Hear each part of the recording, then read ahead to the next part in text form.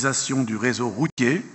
Là aussi, nous avons, je crois, bien avancé, mais il reste encore des choses à faire. Et l'adaptation organisationnelle des services opérationnels.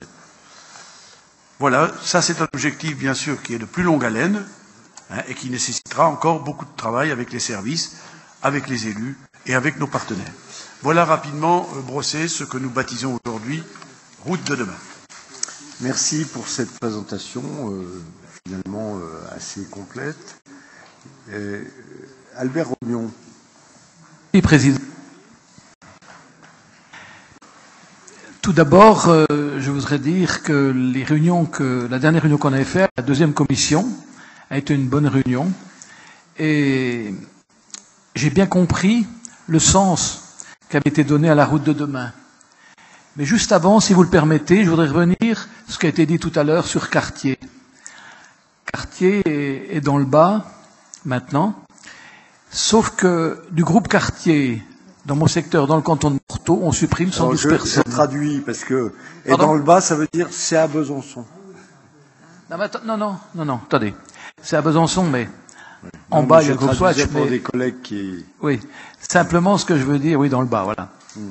On supprime 112 postes d'un groupe Cartier au fin, donc on déplace, et on les ramène dans le Jura pour les lunettes également. Donc je voulais quand même simplement dire ça, à un moment donné, que ce soit dit.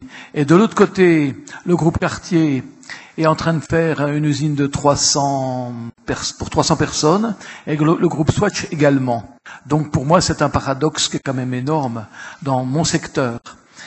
Et je peux comprendre aussi, parce que je parle d'économie, j'y connais pas grand-chose, mais quand je parle d'économie, je voulais simplement dire que je pense que les employés qui sont dans le secteur de Morteau ont plus intérêt à aller travailler en Suisse que travailler sur notre secteur, voilà, tout simplement. Et que ce qui avait été fait sur Montbéliard depuis un moment, depuis 3-4 ans, qui avait été prévu, si j'ai bonne mémoire, ça avait été fait pour des employés assez spécifiques au départ. Voilà. Je vais revenir sur la route de demain. Moi, j'ai bien entendu Vincent, président de commission, et les services en même temps, parce que ce jour-là, les services se sont exprimés. J'adhère totalement. Mais il s'avère qu'à un moment donné, moi, je peux adhérer à tout ça, et Dieu sait si j'adhère en totalité, parce que le système est bien fait. Sauf que, quand on fait des propositions, je suis pas forcément toujours écouté. Vous savez, j'avais fait une remarque sur la 461, parce qu'on nous dit aujourd'hui, faut nous faire des propositions économiques. Bon, je sais pas trop faire économique, mais les routes je connais bien puisque je suis pas ingénieur.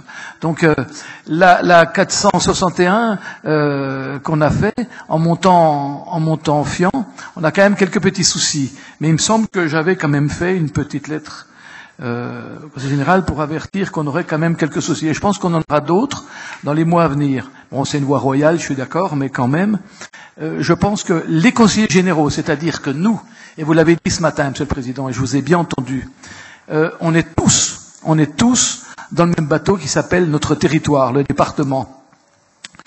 Et quand un conseiller général, on va pas dire un cantonnier, mais quand un conseiller général est dans un coin, je crois qu'il connaît peut-être mieux que n'importe qui son secteur. Je suis pas sûr qu'on soit toujours pris en considération. Et il s'avère que quand je demande, par exemple, je vais vous citer quelque chose. Et Vincent, il le sait, puisque quand il vient chez moi, je crois qu'on fait pour que ça fonctionne bien et qu'on en parle. Mais j'ai eu, et je suis très fâché, j'ai eu dernièrement 4 enrobés chez moi. C'est-à-dire la descente des fins, la 437, j'ai eu la 437 entre Roches, j'ai eu la 48 à Molbon, la 398 au fin, et je crois la 47 sur les Gras, en enrobé. Sur Molbon, c'est mon voisin qui m'a dit, tu devras aller voir, ils sont en train de mettre de l'enrobé sur Molbon. Alors, c'est sûr que quand je dis, on me dit, oui, mais tu peux pas te mettre à la place du STA, tu sais pas faire, tu peux quand même pas te mettre à la place des services. Mais j'aimerais bien, moi qui suis très attaché à ce territoire et à nos routes, j'aimerais bien être prévenu. Vous voyez, c'est pas grand chose, mais sincèrement, et puis je vais encore pas durer longtemps, puisque dans 1 an et demi je serai plus là, mais j'aimerais bien être prévenu. J'aimerais bien qu'on me dise, voilà, tu sais, il y a ta route qui va te faire. Et c'est pas grand-chose, parce que, bon, je sais que peut-être qu'on n'a pas suffisamment d'emplois pour le faire, mais j'aimerais bien qu'on me prévienne. Et puis, ça fait plaisir aux gens de notre canton et aux gens qui considèrent le département. C'est vrai que j'y connais pas grand-chose, mais pendant des années, j'ai 73 ans et pendant des années, j'ai parcouru à vélo, en mobilette, en scooter, puis après avec des vieilles boignoles toutes pourries. Je sais où sont les routes. Quand je vois les gars qui travaillent sur nos routes, et je l'ai fait dernièrement avec quelqu'un du département, je m'arrête, je vais discuter avec eux. Je suis fier d'ailleurs, parce que j'explique, j'ai dit, tu vois là, c'est parce que nos camions du lait, ils sont en train de déchausser toutes nos routes, parce qu'ils passent avec un 4x4, il y a des chaînes et ça déchausse les routes. Et c'est ce que nos employés, les gens de chez nous, sont en train de faire. Ils bougent les accotements. Et j'en suis assez fier. Et je voudrais que nous, les conseillers généraux, en tout cas, les ruraux, parce que dans Besançon, c'est pas tellement le problème, mais nous, les ruraux, on ait de la considération à ce niveau-là. Et je pense que ça serait vraiment revalorisant pour nous. Je vous le dis, je le pense, et j'y suis très attaché. Quant à notre économie, parce que c'est l'économie, je vais vous parler de quartier, l'économie du Haut et l'économie de mon département, je trouve qu'elle pourrait s'en trouver encore plus revalorisée si on était peut-être plus attaché à cette économie. Moi, je demande qu'une chose, c'est que nos services, Vincent le fait, il vient boire, il vient avec les services, on regarde, on discute, on va au maximum de choses, mais je pense que si tous nos services venaient nous voir plus souvent et de temps en temps, je crois que ça serait très valorisant pour nos territoires et pour nous les élus. Je vais parler simplement, quand on parle d'économie, l'agriculture, c'est de l'économie. J'ai fait 32 visites de ferme en 2012. C'est de l'économie. Quand je parle du tourisme, c'est de l'économie. L'autre jour, j'arrive en haut, au Charron, et je vois deux gars du CDT. Ils connaissaient pas, ils avaient jamais vu. Puis ils me disent, mais qu'est-ce que c'est beau ici? Mais je dis, vous parlez du Mont d'Or? Ah non, non, c'est chez vous, là. Parce qu'on voyait le Mont Blanc. Parce que chez nous, on voit le Mont Blanc également. Et il y avait un petit truc. Et puis il s'avère qu'à côté, il y a un musée, qu'en train de se monter, ils ne savaient pas que ça existait. C'est vrai que ce musée n'a jamais demandé un sou de subvention, ça fait partie aussi de l'économie, sauf au département, on a payé, on a donné une subvention pour la chaufferie bois. J'en suis très heureux et fier. Et quand vous viendrez nous voir, les différents services, et vous, Monsieur le Président en premier, je vous ferai visiter en avant-première ce musée. Et vous verrez que cet endroit est superbe.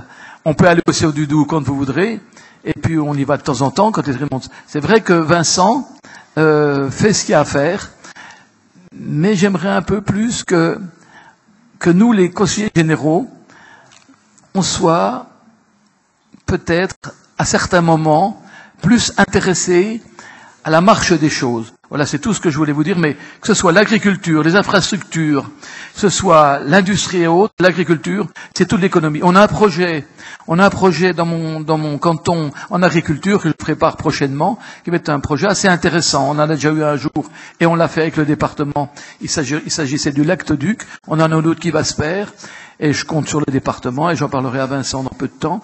Mais je crois que nous avons, nous tous, intérêt, et ce matin, j'ai bien retenu, Monsieur le Président, que nous étions tous égaux dans nos territoires. Je vous en remercie. Merci, chers collègues. Bien, je vous dirais 3 choses. D'abord, à l'adresse des vice-présidents, messieurs et mesdames et messieurs les vice-présidents, prenez exemple sur Vincent Fuster.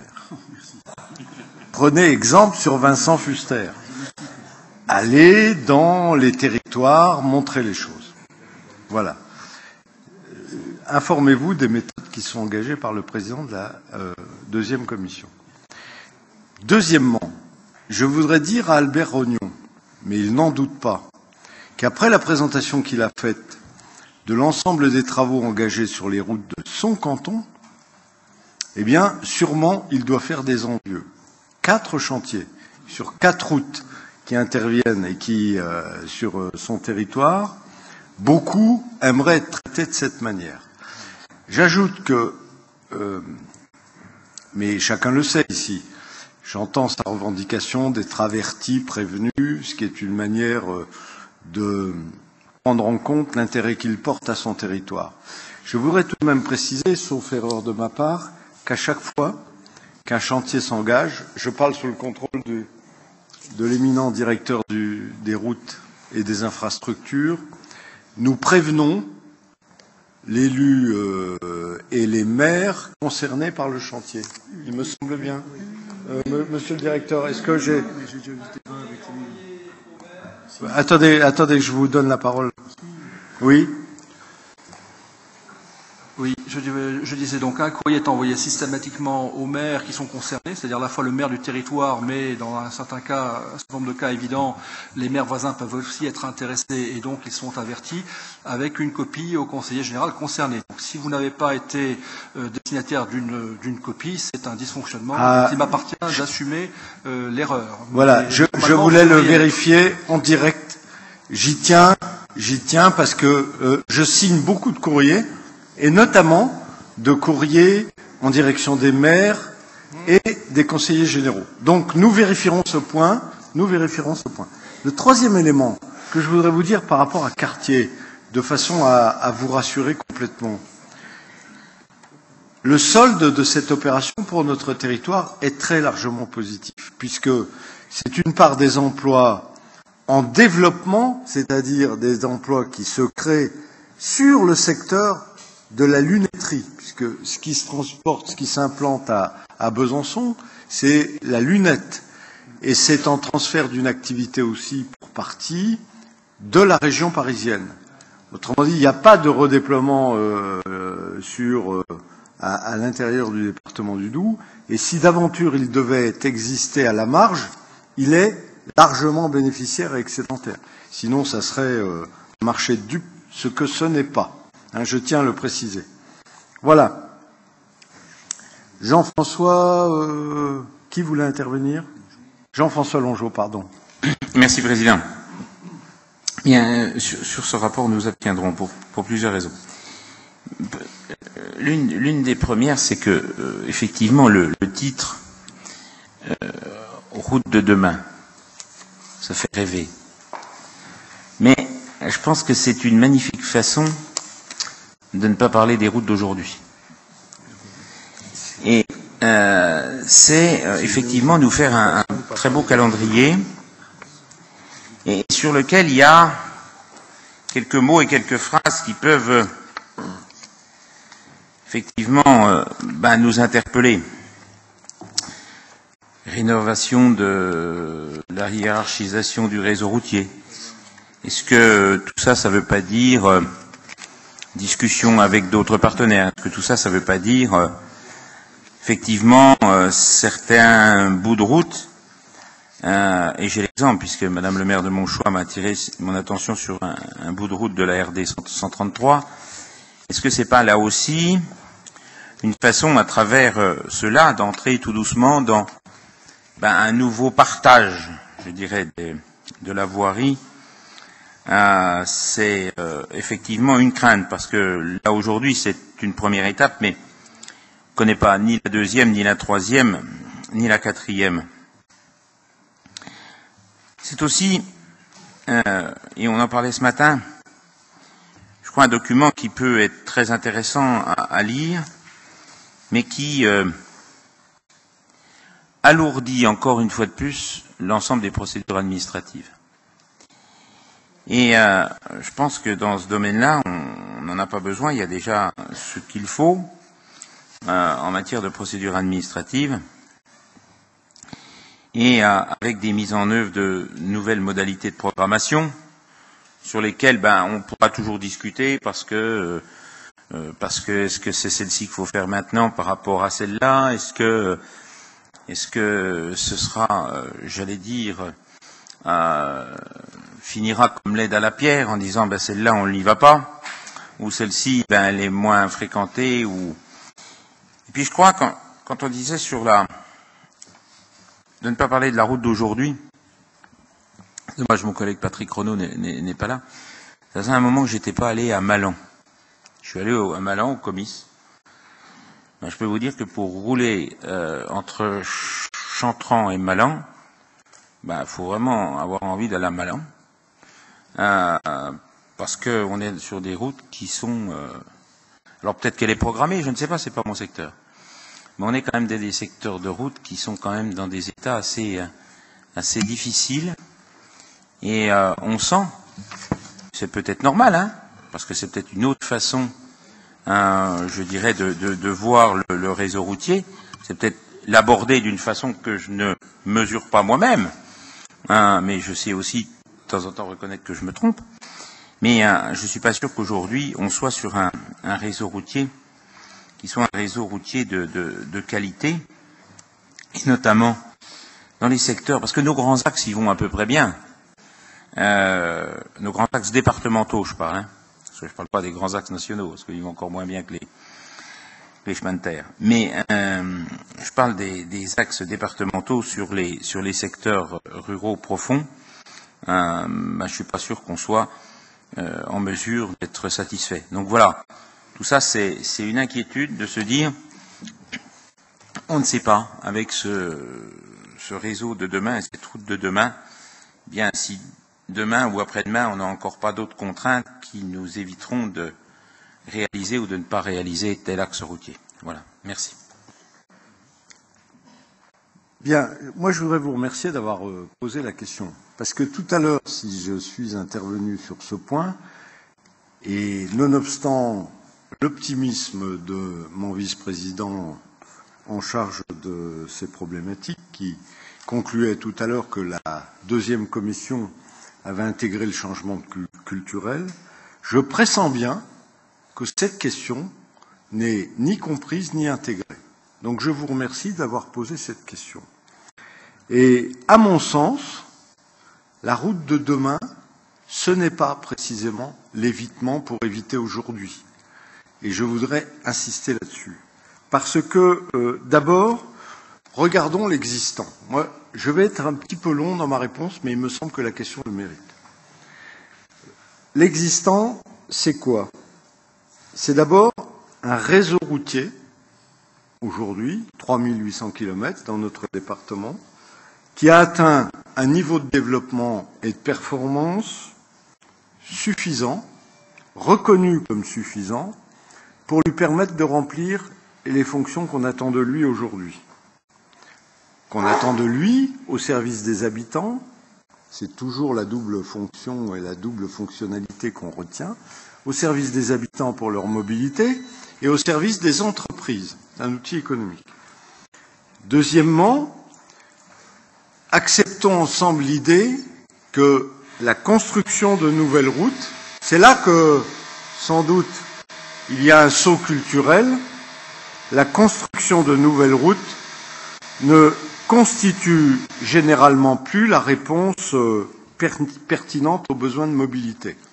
Et qu'il faut accepter de considérer que la réponse aux besoins de mobilité, elle est multidimensionnelle. Il y a la route, il y a aussi les transports collectifs, il y a aussi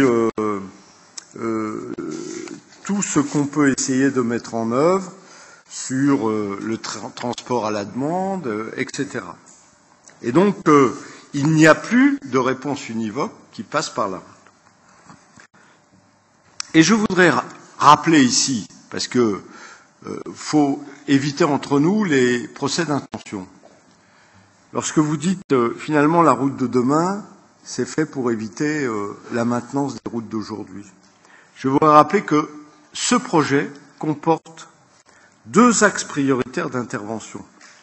Le premier, et je le mets en premier, en ordre d'importance, c'est la maintenance de notre réseau routier, car il ne servirait à rien de s'engager dans une fuite en avant permettant d'imaginer la route d'après-demain sans s'occuper d'abord de notre réseau routier. Et on s'en occupe avec un double objectif, c'est le meilleur niveau de service et de sécurité aux usagers. C'est le premier objectif. Et le deuxième, c'est dans notre patrimoine, nous avons la responsabilité de garantir ce patrimoine. Et ça, nous le mettons au premier rang de nos priorités. Deuxièmement,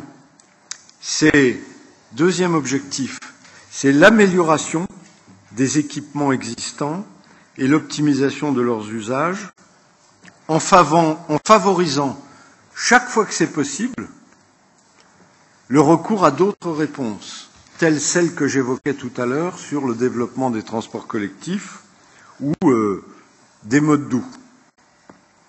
Et c'est vrai que c'est une approche davantage qualitative.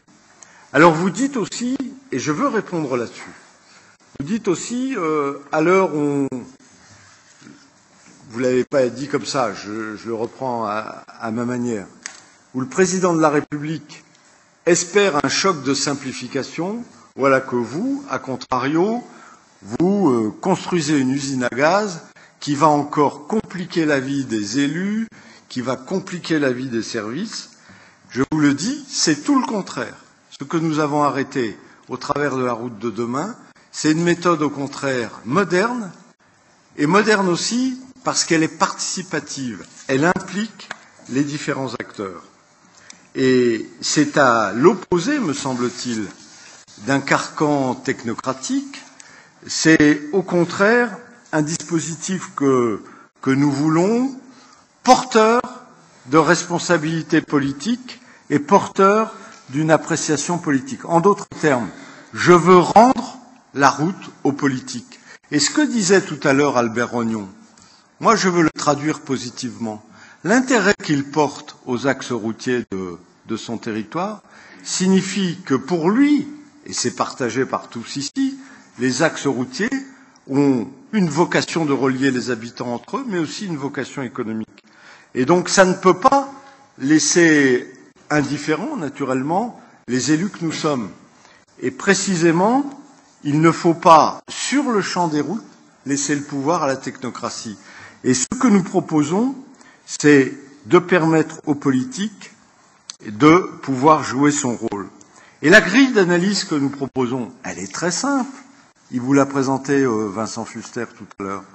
Et elle ressort de notre responsabilité, et non pas de la responsabilité des services. C'est, il est quand même pas interdit de s'interroger d'abord s'il y a un réel besoin.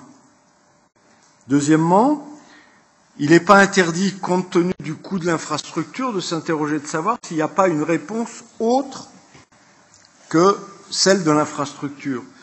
Projetons-nous demain, quand le très haut débit sera présent sur l'ensemble de notre territoire. J'ai la conviction que ça va transformer aussi notre manière d'approcher la question du réseau routier. Troisièmement, est-ce qu'il vaut mieux améliorer l'existant? On a 3800 km de route.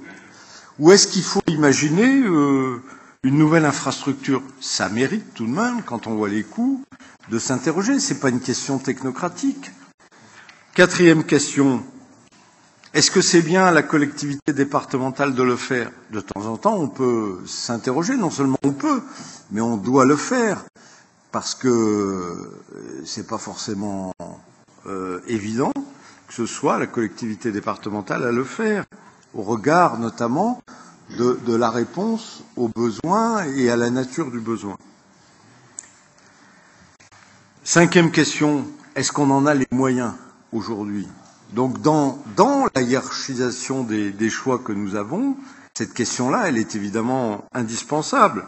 Et puis, dernière question, l'impact environnemental est-il acceptable? C'est nécessaire de se poser cette question. Et ne pas le faire aujourd'hui serait irresponsable. C'est pour ça que tout à l'heure, chers collègues, j'évoquais en disant que c'était un peu pédant de l'exprimer comme ça, qu'il y a un vrai changement de paradigme que nous assumons et que nous revendiquons. Je comprends que ça ne soit pas si simple, mais ce changement de paradigme, je peux aussi accepter que vous ne le partagiez pas. Et on peut très bien l'imaginer au travers d'un exemple que je veux vous redonner, c'est la route des microtechniques. Si nous avions, nous, à refaire ou à la possibilité de faire des choix, on ne ferait pas une 2 fois 2 voies entre Épenois et Fuan. Parce que, précisément, c'est à nos yeux tout le contraire de la route de demain. Et, encore une fois, je comprends que ça ne soit pas votre avis. Mais vous voyez que si nous avions à repenser cette route, nous la referions sûrement autrement. Et c'est un rendez-vous important que je vous donne pour l'avenir, c'est de nous dire ensemble, je ne réserve pas cet examen à la majorité. Et non, ce n'est pas non plus une usine à gaz. Eh bien, acceptons, au regard des coûts et des impacts sur notre territoire que représente la route, acceptons de nous livrer à ce questionnement et de permettre de vérifier la pertinence de ce que nous engageons. Et puis, à ces remarques, je voudrais ajouter 3 points de repère que je voudrais là aussi vous faire partager. C'est un point important. D'abord, en ces périodes difficiles budgétaires, c'est une autre manière de redire la même chose que ce que j'ai dit tout à l'heure, mon cher collègue, pour éviter que vous ayez un doute sur ce point. En ces périodes difficiles budgétaires, nous avons raison, je crois, de prioriser d'abord l'entretien du réseau aux nouvelles opérations. On fait passer l'entretien du réseau aux nouvelles opérations. Et donc, contrairement à ce que vous avez dit, c'est bien la priorité à la maintenance que nous voulons affirmer. Deuxièmement, s'agissant des déplacements, puisque les routes, elles ont pour objet de permettre les déplacements, je suis particulièrement fier, dans un budget contraint, d'avoir pu répondre aux besoins d'aménagement du territoire avec la création de lignes de transport qui répondent aux besoins de mobilité de nos concitoyens, et en particulier de ceux qui sont dépourvus de moyens de mobilité individuels, et des personnes âgées et des personnes défavorisées. Et on voit bien que si les routes sont importantes, en même temps, elles ne sont pas tout dans la politique de mobilité. Et puis, troisièmement, je veux absolument promouvoir une nouvelle méthode d'approche qui nous permet effectivement de vérifier, mieux que nous ne l'avons fait dans le passé, la pertinence de nos choix.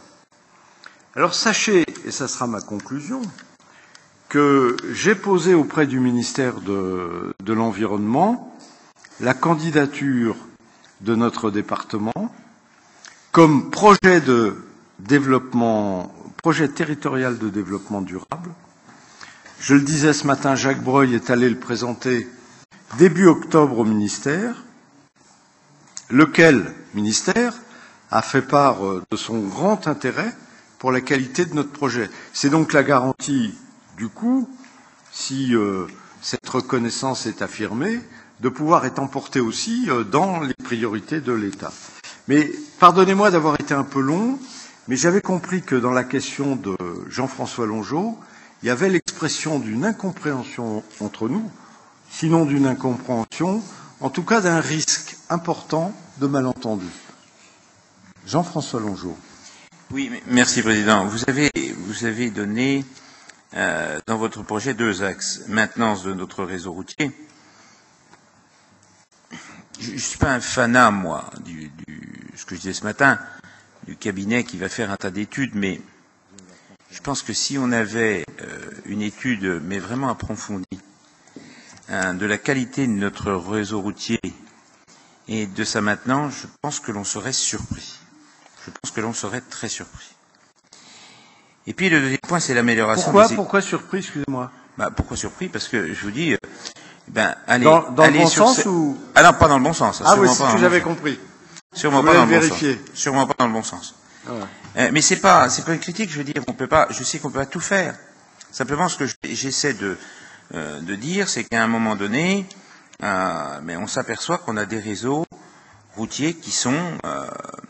Et pourquoi il n'y a pas de maintenance? Vous allez regarder sur ce qui s'est passé sur Fertan. S'il y avait eu de maintenance, on aurait deviné qu'il y allait avoir un effondrement de la route. On l'aurait deviné. Et ça se voit à certains endroits. Vous verrez la 492 sur la côte de Chantran. Je vous donne rendez-vous dans peu de temps. Vous verrez où elle va se retrouver, la 492 sur la route de Chantran. Et puis, la deuxième chose, c'est l'amélioration des équipements existants. Et j'ai beaucoup apprécié ce que vous avez dit, redonner la parole aux élus. Ah, mais ça, c'est bien. Et le mot redonner est effectivement très bien. Parce que, à mon avis, on ne l'a plus depuis un moment. Parce que c'est vieux. Ça va faire 10 ans l'année prochaine que vous avez la responsabilité de ce département. Et lorsque Yannick Descent était vice-président du Conseil général en charge des routes, on avait monté un APSI, un avant-projet sommaire d'itinéraire, on devait voir ce que l'on devait voir, sur effectivement simplement changer la nature d'une route qui mène sur un site touristique avec l'autre qui mène sur un développement économique. Et je parle de la 492 à la sortie d'Ornans et de la 67 à la sortie d'Ornans. Et où on sait bien aujourd'hui que cette 492 à la sortie d'Ornans, c'est elle qui devient économique. Aujourd'hui, elle est toujours dans le domaine touristique, et alors qu'elle dessert Val-d'Aon, qu'elle va sur Baume-les-Dames, et qu'il y a effectivement beaucoup de routiers qui circulent. Et je crois que l'on réfléchisse effectivement à d'autres modes de transport, comme les transports Mobidou, et vous y avez bien réfléchi, et ça marche bien. Et je vous en félicite. Mais, au-delà d'effectivement ce mode de transport, on a aussi un tissu industriel. Et ne dites pas qu'il ne vous en parle pas. Ces 40 ans, l'entreprise Guillain en a parlé devant moi. Il reçoit une 50aine de camions jour. Je peux vous dire que pour l'usager normal qui prend un camion à la sortie de chez Guillain, il l'a jusqu'à la 4 voies à Saône. Bon, on ne demande pas à ce qu'il y ait des révolutions, on ne demande pas à ce qu'il y ait des changements fondamentaux, parce qu'on sait très bien d'abord qu'on ne fera pas des grandes améliorations dans ces secteurs que sont la vallée. Mais au moins qu'il y ait, je veux dire, une amélioration des équipements existants, et notamment, alors c'est bien, puisque vous dites que maintenant la parole va être aux élus, ça va être drôlement bien. Je pense que les APIC, je ne sais pas quelle est la procédure après l'APIC, mais je pense qu'on va peut-être passer à la phase 2. On est loin de la phase travaux, hein, parce que quand je dis je ne sais pas ce qu'elle est la phase après l'APIC, je sais un petit peu quand même, mais je pense qu'on est encore loin d'être à la phase travaux, et on est loin d'être à la phase inauguration. Donc voilà, simplement un constat, excusez-nous, mais on se pose un certain nombre de questions parce qu'on n'est pas sûr qu'on ne veuille pas enrober tout ça en mettant l'environnement, les modes de déplacement, les modes de ceci, les modes de cela, puis on fait un truc là au milieu qui semble donner satisfaction, surtout quand on en parle, mais je ne suis pas sûr que ça donne satisfaction quand on l'utilise. Voilà, c'est pas méchant, mais c'est simplement un constat. Faut l'essayer, vous verrez. Albert Rognon. Je voudrais revenir sur nos routes, bien sûr. Et au-delà des mots, comme vous dites souvent, au-delà des mots, si aujourd'hui vous arrivez au rond-point des Talents et que les camions sont renvoyés chez nous, depuis chez nous, sur la 437, et ça traverse tout le haut, il y a l'hiver, et c'est sûr que ce ne sont pas des routes de ville ou du bas, comme on dit. Et demain, il est prévu quand même dans les statistiques économiques, y compris par d'autres secteurs associatifs, où il y aura environ 13 000 personnes de plus qui viendront travailler et qui traverseront la frontière dans les 10 ans qui viennent. Je voudrais simplement dire qu'une route, et j'ai bien compris, moi, la route de demain, j'ai bien compris l'intérêt qu'on veut mettre dans la route de demain, et j'y vais. Simplement, quand on a des routes qui sont aujourd'hui des routes, ce qu'on appelle prioritaires et économiques, et il y en a. Et si demain matin, Président, vous allez à la sortie de Besançon à Rivotte, et puis que vous verrez des centaines et des centaines de voitures qui vont se diriger sur la Suisse, puis après vous viendrez 6 mois un peu plus tard, vous venez à 6h30, et vous verrez des voitures se toucher depuis Orchamps jusque chez moi, les voitures se touchent. Et c'est qu'un filet de lumière. Et je peux pas dire qu'aujourd'hui, nos camions, faut quand même le savoir, donc ça veut dire que les routes sont quand même bien faites, mais en même temps, pas si facile que ça. Nos SMI montent et descendent, c'est interdit de descendre, mais ils descendent tous. Le raccourci de Fion, ce qu'on appelle, puisque la 461 de Fion est coupée. Et ce que je veux dire par là, c'est qu'à un moment donné, nos routes, on ne demande pas, encore une 2x2 voies, sauf que la 2x2 voies aujourd'hui, elle est intéressante.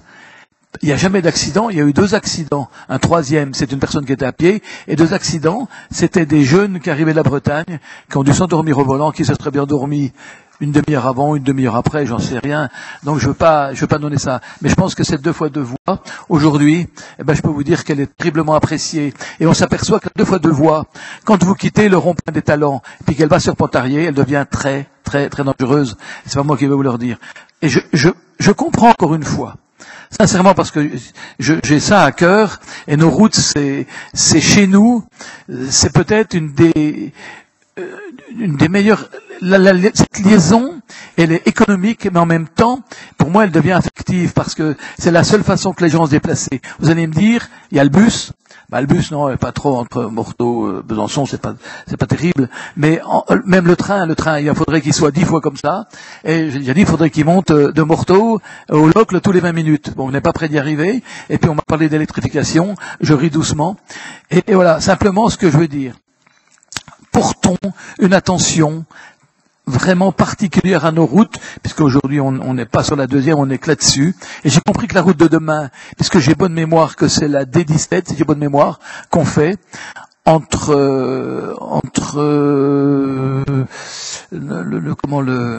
là-bas, oui, Lombard et la Saline, voilà. Donc je pense qu'elle sera très bien faite, elle sera bien. Et j'ai bien compris que aujourd'hui on n'est pas obligé de faire des routes à 4 voies, machin, zinzin, des routes par-dessous. Hein, moi je sais pas comment ils feront à Pontarlier, mais soit ils passeront par-dessus, mais ils pourront pas le contourner. Et ça j'ai déjà bien compris, mais je suis pas ingénieur. Hein. Simplement je veux terminer, c'est que je suis très attaché à nos routes, mais en même temps, de grâce, on a des routes économiques. Et Dieu sait son importance aujourd'hui, autant pour les gens de la ville d'ici que pour les autres. Merci. Merci, cher collègue. Vincent Fuster, un complément avant que je ne termine sur ce point, que je n'aurais pas dit ou qui serait... Je pense que le président a dit pratiquement la majorité. Moi, je voudrais intervenir sur 2 ou 3 points supplémentaires. D'abord, le premier des points, c'est que je suis très surpris de l'intervention de Jean-François Longeot, parce que j'avais le sentiment, et je pense ne pas me tromper, que le dialogue en deuxième commission avait été très transparent et que les commissaires, majorité ou opposition, étaient tous assez unanimes à reconnaître le travail qui avait été fait et à reconnaître que ce que nous avons bâti là est assez exemplaire. Donc je suis très très étonné de cette intervention et je persiste à dire que les commissaires, y compris ceux de l'opposition, je me permets de parler à leur place, avaient parfaitement compris notre approche de la chose. Donc, c'est la première remarque que je fais, très étonné. La deuxième, elle est peut-être encore au moins aussi importante, je ne peux pas laisser dire que depuis 10 ans, les élus, et particulièrement le président de la commission, n'ont pas la responsabilité des routes et des infrastructures. Je n'autorise personne à le dire ici. Je pense que je suis un élu qui prend ses responsabilités en partenariat avec les services. Et je ne peux permettre personne de dire que ça n'est pas le cas. Si le président a dit que c'était pour demain, je pense que ce n'est pas ce qu'il voulait dire du tout. Je crois qu'ici, les élus de la commission sont parfaitement responsables, et j'insiste là-dessus. Ça me paraît vraiment, vraiment pas légitime de dire ça. Troisième point, et le président l'a dit, mais je le redis fortement, les outils qu'on vous présente aujourd'hui, ce sont des outils. Ce sont des outils qui nous aident et qui nous aideront à la décision. Et il ne me paraît pas scandaleux que sur des dossiers d'1 million, 2 millions, 10 millions d'euros, on prenne un peu de temps pour travailler, pour réfléchir et pour avoir des outils qui nous aident. Et il n'y a pas d'inquiétude à avoir. Il n'y a rien derrière. On peut toujours, devant le changement, dire « Oui, mais vous vous rendez compte, demain, après-demain, après-après-demain. » Non, il n'y a rien derrière ce que nous faisons. Ce que nous souhaitons, encore une fois, c'est que nous, les élus, on ait des éléments qui nous permettent de décider correctement. Je dis bien correctement. Et il n'y a pas, encore une fois, rien derrière. Dernier point que je voudrais... Sur les voies de desserte locale et économique dont tu parles, je vous rappelle que j'ai souhaité qu'on change la répartition et qu'on change surtout les modalités de répartition. Nous avons maintenant, tous les ans, des réunions régulières avec l'ensemble des conseillers généraux de 7 secteurs. À l'occasion de ces réunions, vous avez la parole et vous avez même la décision, puisque c'est vous qui décidez quelle route on va prendre l'année suivante.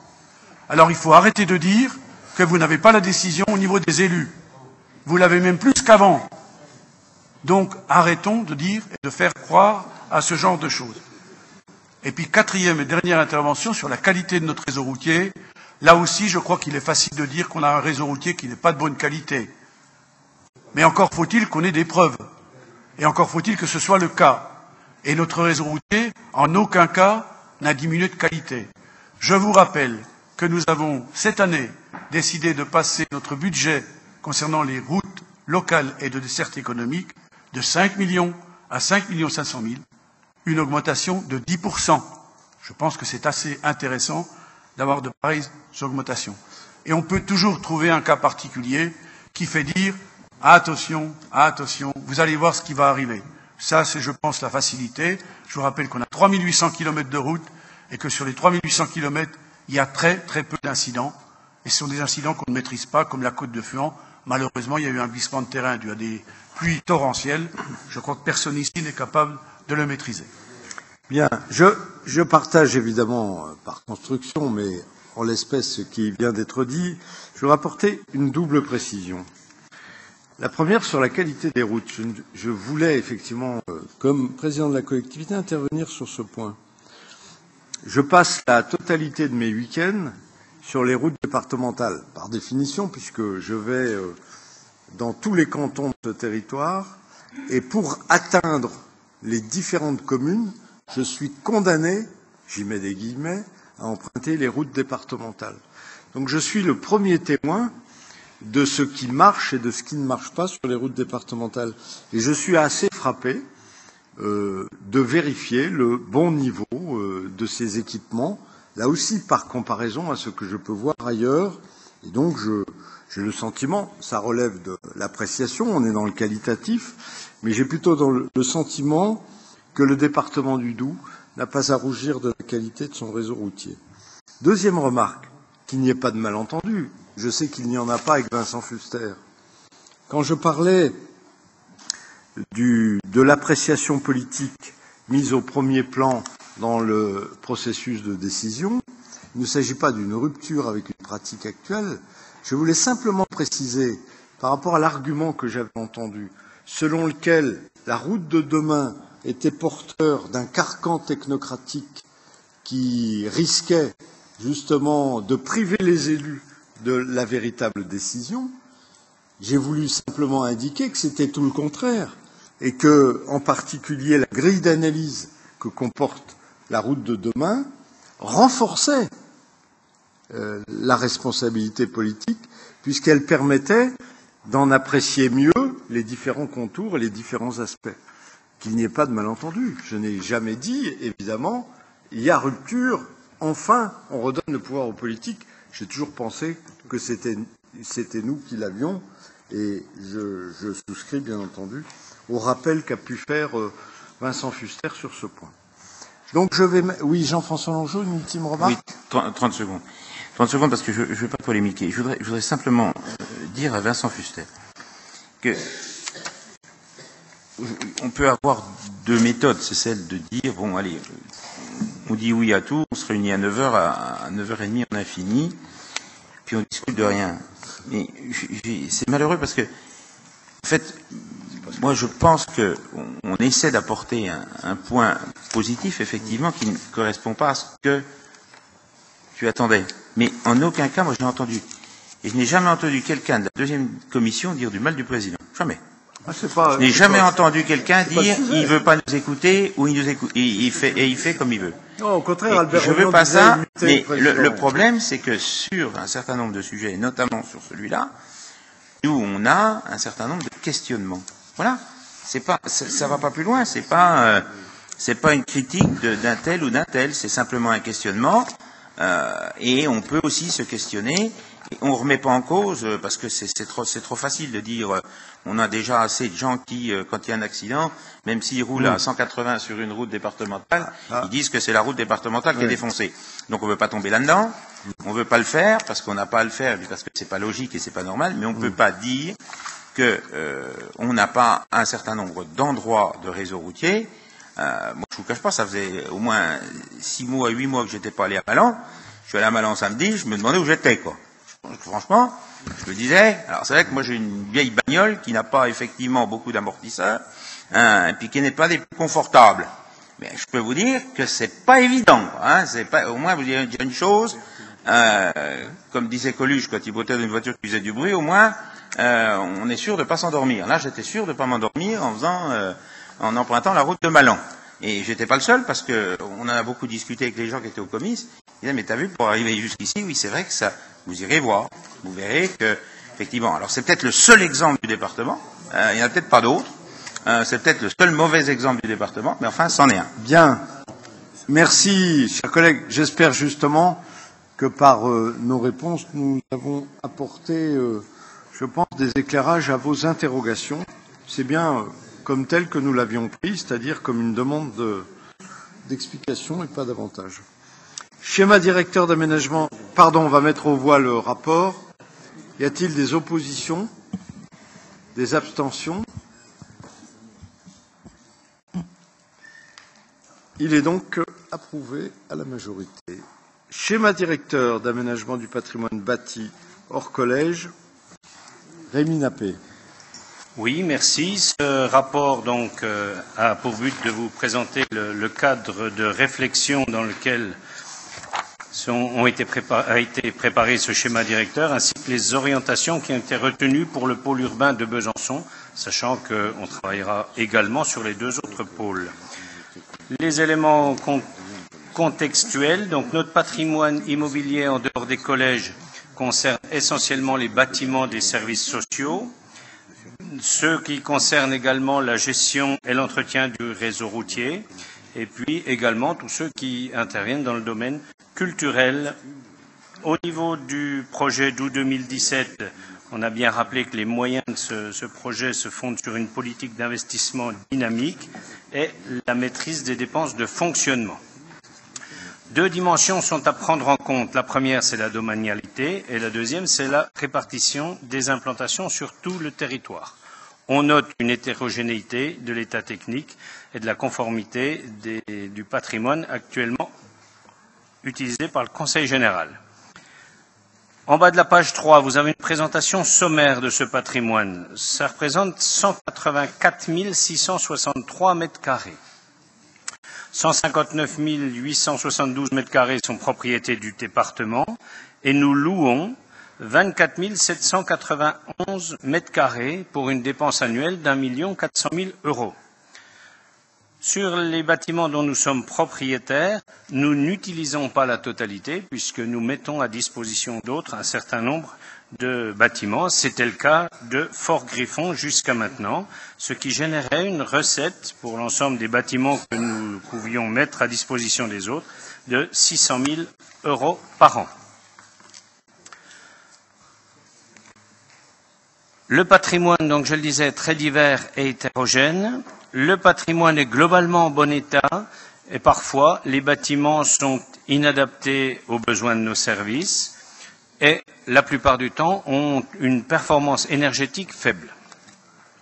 Le cadre de réflexion, donc première chose, typologie fonctionnelle du patrimoine, 4 grandes familles. La première, donc, le patrimoine à vocation routière. Ensuite, le patrimoine à vocation sociale, le patrimoine à vocation historique et culturelle, et puis le patrimoine à vocation administrative. En ce qui concerne le patrimoine à vocation routière, c'est celui qui est en moins bon état dans notre département. Alors là, on ne parle pas des routes, bien sûr, mais des centres d'exploitation et des parcs routiers. En ce qui concerne le patrimoine à vocation sociale, l'intérêt de ce patrimoine, c'est qu'il intervient dans le maillage du territoire. La question à se poser, comme le précédent d'ailleurs, c'est de savoir s'il faut regrouper ou bien maintenir en l'état, s'il faut louer ou non. Autre question à se poser, on l'a évoqué déjà ce matin, c'est le maintien ou non des unités de vie au sein du patrimoine départemental. Et puis, nous avons dans le domaine de ce patrimoine à vocation sociale des thématiques locales à réfléchir. C'est le cas des bâtiments à vocation sociale de Pontarlier et puis du CDE à Montbéliard. Au niveau de la vocation culturelle et historique, tout le monde connaît bien Arquesnan et Courbet, les archives, la médiathèque, et puis aujourd'hui Fort Griffon, pour lequel nous devons intervenir au niveau de la sauvegarde et de la restauration. Patrimoine à vocation administrative, c'est essentiellement le site Gay-Lussac, et puis parfois des bâtiments qui aujourd'hui sont mis à disposition d'autres, c'est le cas de la sous-préfecture, savoir ce qu'on doit en faire, puisque ce patrimoine, à terme, ne sera plus utilisé et ne nous paraît pas indispensable à nos services. L'autre cas à signaler, c'est la réintégration donc de Fort Griffon pour nos services. Réflexion sur le redéploiement donc des services selon une logique géographique sur les 3 pôles.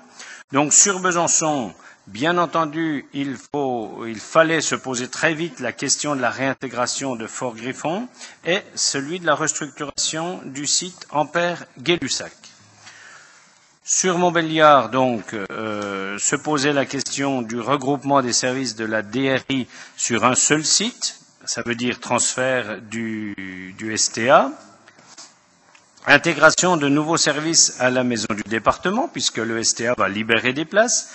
Implantation d'un nouveau centre CDEF, donc à définir avec PMA sur la commune et la commune de Montbéliard, à la place de celui de Montbéliard, donc de la Maison Bleue et d'Exincourt. Et puis réintégration de la sous-préfecture, j'en ai parlé tout à l'heure. Et enfin, réflexion avec la ville de Montbéliard sur l'usage à donner donc à ce site de la sous-préfecture en plein centre-ville. Sur Pontarlier, la réflexion donc ça permet d'imaginer le regroupement des services de la DRI sur un seul site, transfert du STA à ce moment-là. Rationaliser les locaux des services à vocation sociale en les regroupant sur un site nouveau, ou alors en saisissant des opportunités de libération d'immeubles donc sur ce secteur-là, et des contacts sont en cours avec la ville de Pontarlier. Concernant l'amélioration de la performance énergétique, elle sera définie bien entendu au cas par cas. Autres éléments pris en compte dans la réflexion, la mise à niveau réglementaire du bâti, les coûts de location, les coûts de fonctionnement, et il faut prévoir depuis maintenant un étalement dans le temps, et on imagine que cela pourra se passer sur une quinzaine d'années. Le flux financier étant alors de 5 millions d'euros par an. On en arrive donc au secteur byzantin, donc Fort Griffon que nous récupérons en janvier 2014, mais que nous avons déjà un peu récupéré puisque des services sont déjà entrés dedans, représente 5000 mètres carrés de surface utile. Fort Griffon est en mauvais état. Il n'a pas été très bien entretenu par le locataire précédent, qui est l'Éducation nationale. Des investissements sont nécessaires pour sa sauvegarde et son maintien. Le redéploiement des services sur Fort Griffon permettrait de supprimer plusieurs locations importantes et permettrait également de valoriser la vente de certains sites qui ne seraient plus nécessaires. On pourrait quand même imaginer laisser la possibilité à l'université d'utiliser le gymnase, qui est essentiellement une salle d'exposition, ça s'appelle le gymnase, mais c'est plutôt une salle d'expo, et puis également l'amphithéâtre de Fort Griffon, puisque l'Éducation nationale n'est pas toujours très bien équipée en amphithéâtre. Donc actuellement, on réalise des travaux d'adaptation également sur l'autre site utilisé par l'Éducation nationale qui nous appartient, donc c'est Montjoux, qui permettra à terme donc de bien maintenir toutes les activités de l'Éducation nationale pour la formation sur le site de Montjoux. Alors, concernant donc le schéma directeur sur Besançon, donc on travaille sur 4 sites, l'hôtel du département, la rue de la préfecture et rue Méjean, le Fort Griffon, et puis également le secteur Gay-Lussac et rue Ampère.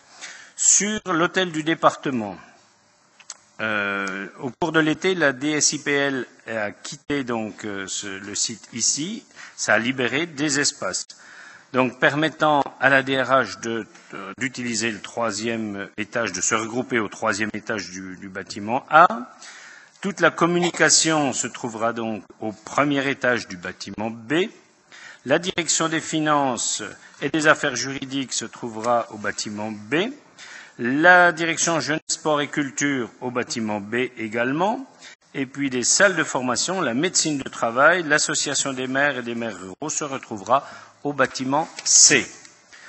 Le site, donc, 13, 15, 18 rue de la Préfecture et 28 rue Mégevant, sera un pôle de solidarité entre les hommes, avec la direction des solidarités, celle de l'insertion, le pôle handicap-dépendance. Au passage, ça permettra une économie de loyer de 46 000 €. La MDPH, encore au passage 176 000 € d'économie de location, enfin de loyer. Et puis donc, on y ajoutera le pôle aide sociale à l'enfance de Besançon. À vérifier qu'on puisse le faire. Mais logiquement, on devrait y arriver. Soit une économie globale de location de 250 000 €. Concernant Fort-Griffon, on propose d'y créer un pôle solidarité entre les territoires. Le président l'a longuement développé ce matin, donc je ne reviens pas dessus, mais l'importance donc de ce pôle de solidarité entre les territoires permettra qu'on y fera tout ce qui touchera à nos territoires. Ça devrait permettre de générer des recettes également donc sur ce site. Concernant le quatrième et dernier site, donc à vocation technique, Lussac et rue Ampère, la DRI, la direction de l'éducation, du patrimoine et des transports seraient maintenus sur ces sites et des travaux donc ont déjà été réalisés. Parallèlement, on désignera un maître d'œuvre pour la poursuite des travaux, donc au cours de ce mois d'octobre. Vous avez en page 9 le calendrier prévisionnel à court terme qui vous indique à quel moment se feront ces mouvements. Voilà pour le rapport 301. Merci Jean-François Longeau. Merci, Président. Est-ce que vous acceptez de séparer le rapport en deux avec un maintien ou non des unités de vie dans le patrimoine départemental?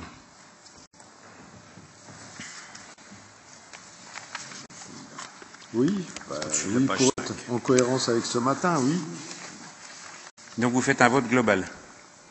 Un vote global, mais vous pouvez faire une mention particulière sur ce point. D'accord, ok.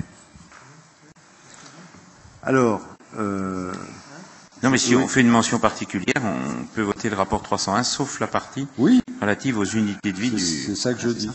Annick Jacquemet. Oui, merci. Oui, Président, je m'interroge simplement sur le prix de location. Si je ne me suis pas trompée, on loue le mètre carré 60 centimes d'euros par mois. Je trouve ça très bas, et je ne comprends pas bien pourquoi on arrive à ce chiffre. Excusez-moi, de quel vous parlez? Eh bien, on nous dit que sur les 159 872 mètres carrés dont il est propriétaire, le Conseil général en utilisait 74 000 et que 85 517 mètres carrés étaient mis en location avec une recette de 600 000 € par an. Ou à disposition. C'est-à-dire qu'il doit y avoir un moment des... Ah, donc tout n'est pas loué. Non, exemple, la saline d'Arquestan. D'accord, oui. Parce que du coup... Il n'y a pas de loyer. Voilà, en faisant le calcul, je me suis dit... Non, il n'y a pas exemple la saline d'Arquestan, ne paye pas de loyer. Hein? D'accord, je comprends mieux alors. Merci.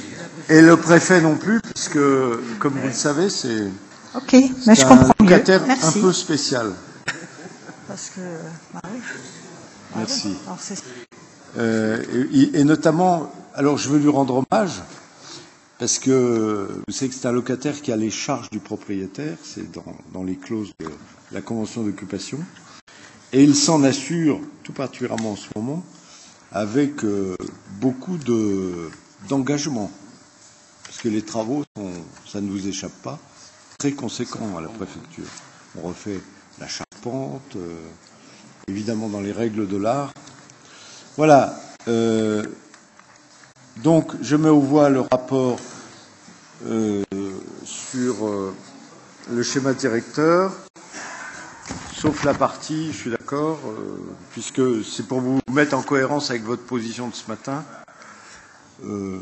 Donc, favorable. Non, qui s'oppose? Qui s'abstient? Donc, le rapport moyennant, sauf la partie unité de vie qui est adoptée à la majorité. Donc il est adopté à l'unanimité sur le reste.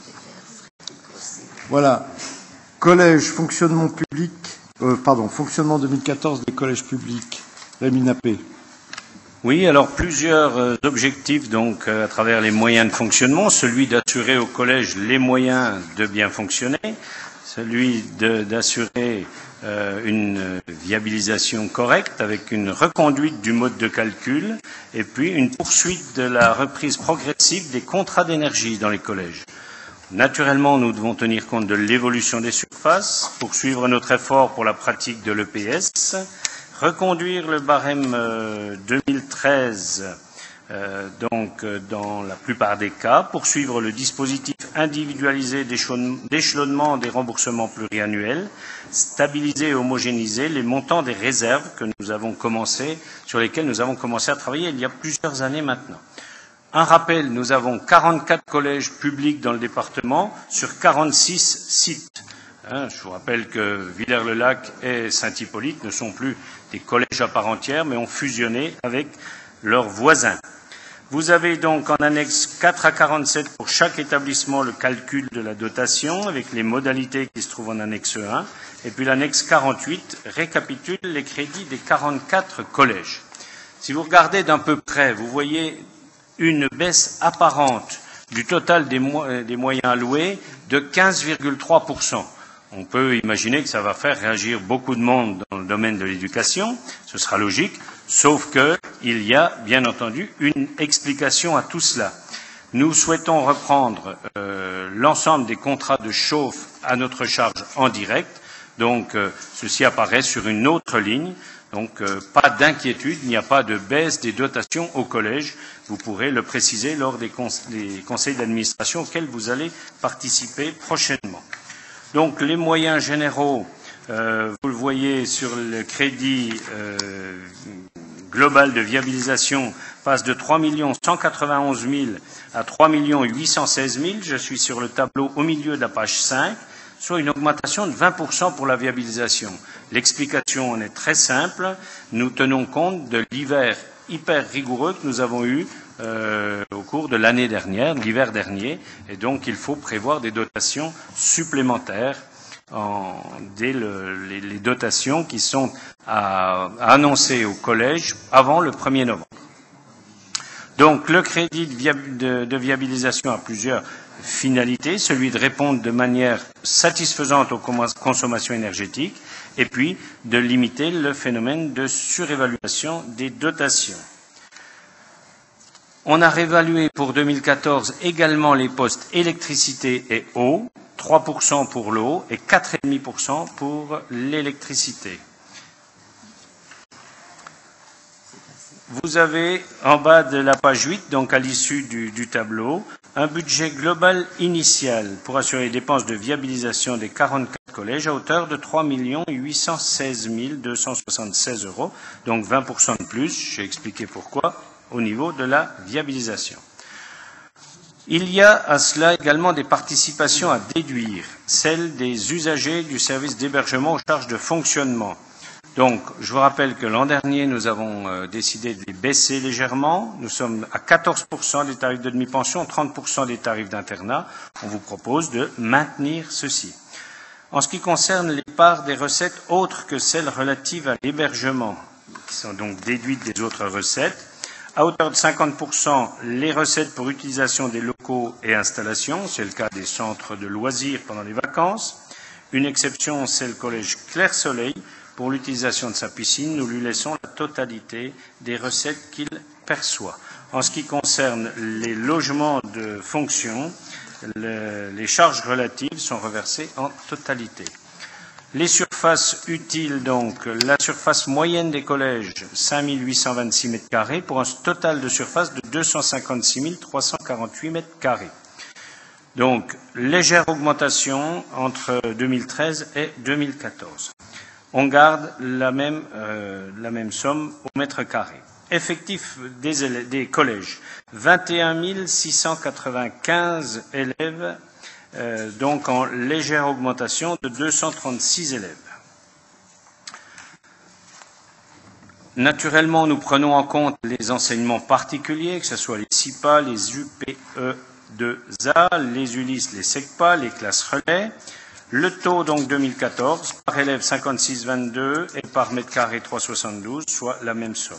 Ce qui va changer légèrement, c'est la participation au titre de l'enlèvement des ordures ménagères à hauteur de 147 110 €. On accorde une subvention spécifique aux établissements. Tout simplement, l'augmentation est importante parce qu'un certain nombre de communautés de communes ont beaucoup augmenté leurs tarifs. En ce qui concerne les dépenses qui nous paraissent incompressibles, nous accordons une dotation forfaitaire de 10 000 € par collège, en plus de ce qui est accordé au mètre carré ou à l'élève. Concernant les forfaits pour l'entretien des installations et équipements, maintenance des ascenseurs, 1 900 € par équipement. Pour la piscine intégrée de Clair-Soleil, 80% du coût réel constaté. Moyens calculés pour la pratique de l'éducation physique et sportive. Donc vous retrouvez tout cela en annexe 1 du rapport et on maintient les mêmes barèmes que l'an dernier. Ce qui nous amène tout de même à un total de 189 088 € pour la pratique de l'EPS. Les moyens spécifiques s'élèvent à 81 220 €. Ils sont par collège en annexe 3. Vous avez la liste de ce qu'on appelle les moyens spécifiques en bas de la page 13 et au-dessus de la page 14. Donc on arrive aux moyens calculés pour le fonctionnement à hauteur de 4 40 618 € et c'est détaillé en annexe 49. Nous avons comme d'habitude des ajustements liés aux exercices antérieurs. Un certain nombre de collèges ont trop perçu, d'autres pas assez, donc on régularise cela. Vous avez le détail donc sur les pages suivantes. Nous avons donc également une reprise des contrats d'énergie-gaz qui s'est réalisée au cours de l'année 2013 et nous poursuivrons donc au cours de l'année 2014 avec les contrats fuel. Vous avez également quelques ajustements particuliers à Seloncourt et à Ornans, page 20-21, vous les découvrirez. Vous avez en page 23 donc le récapitulatif de l'ensemble des ajustements qui sont réalisés sur tous les collèges. Vous aurez donc comme d'habitude une fiche pour aller au conseil d'administration. Vous pourrez bien entendu poser toutes les questions nécessaires pour chacun des collèges où vous êtes représentant. Page 24, concernant les réserves des services généraux dans le fonds de roulement. Je vous rappelle donc que nous avons depuis plusieurs années décidé de réduire l'ensemble des réserves. Au 1er janvier 2013, le montant global des réserves disponibles s'élevait encore à 1 766 831 €, avec une augmentation de 12%. Mais on était au 1er janvier 2013. Aujourd'hui, 20 octobre 2013, on n'en est plus dans ces chiffres-là parce qu'une bonne partie a été utilisée pour la viabilisation et on régularisera. Vous avez tout en bas de cette page 25 donc une info. Vous voyez qu'il existe encore au 1er janvier 2013 3 collèges qui ont plus de 75 000 € de réserve. On reconduit le principe de seuil de sécurité donc pour les réserves des collèges, et ça leur est signalé.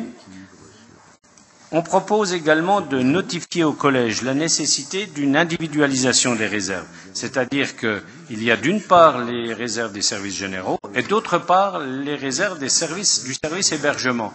Et on ne passe pas de l'un à l'autre. On le rappelle bien au collège. On n'utilise pas les réserves de l'hébergement pour